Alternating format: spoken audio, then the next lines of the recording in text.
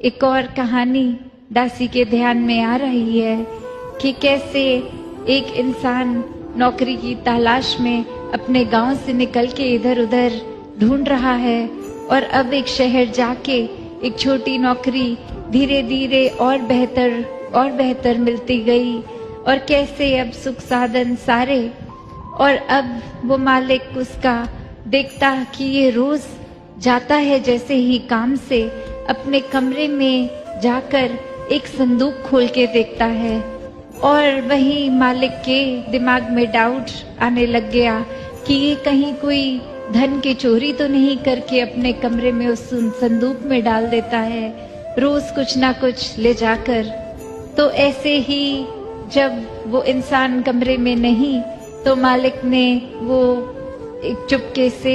कमरा खोल के संदूक खोल के देखा और देखा तो क्या दिखता है कि उसमें एक फटा हुआ कुर्ता, एक फटे हुए और वस्तुएं, एक चप्पल टूटी फूटी और वो ही बस सामान था पुराना उस संदूक में। तो फिर उस मालिक से रुका नहीं गया और उस इंसान से पूछा कि ये तो सामान फेंकने का है, उसको कब से रख के भी बैठे हो और ये क्यों संभाला है, रोज ये क्यों जाके देखते हो। तो बात वही वो इंसान कहता है कि मैं कहाँ से शुरुआत मेरी थी, क्या हाल था, क्या औकात थी, वो खुद को याद दिलाता हूँ कि आज अगर इतनी सुख सुविधाएं हैं तो भी एक समय पे क्या था। तो वही शुक्राने का भाव कि चाहे ये जो भी जीवन में एक हम जिसको अपग्रेड कह सकते हैं वो है, तो भी एक अपनी हकीकत याद रखते हुए एक जितना ज्यादा इस जमीन से जैसे घास जुड़ी रहती है, वो फिर कुछ भी तूफान आए वो नहीं हिलती, उसका नुकसान नहीं होता। वहीं अकड़े हुए लंबे ऊंचे पेड़ थोड़ी हवा से अपनी टहनियां और खुद को खो देते हैं। तो कैसे एक